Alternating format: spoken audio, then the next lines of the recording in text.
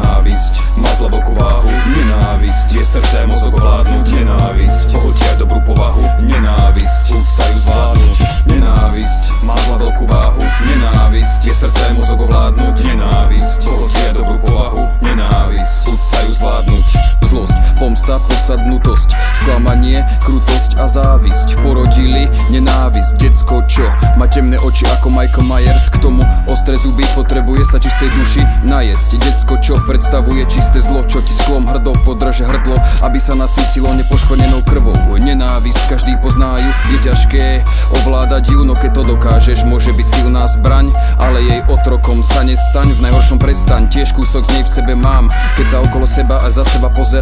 A preto tiež nenávidím, keď vidím, ako sa môj tatko ožiera. Niečoho znútra zožiera, nechce pomôcť, tak ho alkáč mutuje na zviera. Nenávidím ranejšie stávanie do školy, nenávidím, keď mi baba srdce zlomí a až moc to bolí. Nenávidím, keď vidím, ako môj pancier odoláva sráčom viac a viacej. Vrie to vo mňa ako bubliny vo vode vriacej. Keď do mňa pičujú tí, čo nič nespravili a sú celí, smelí a skvelí, no sú slepí ako bočeli.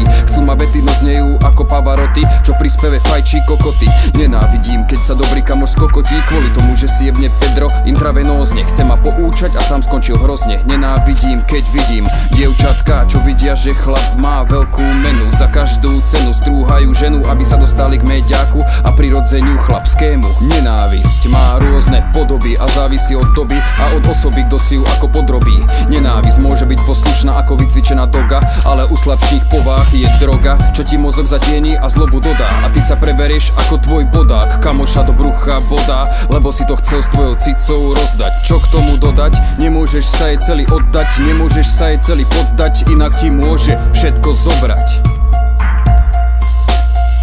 Nenávisť má zlobokú váhu, nenávisť je srdce, mozog ovládnuť. Nenávisť pohltí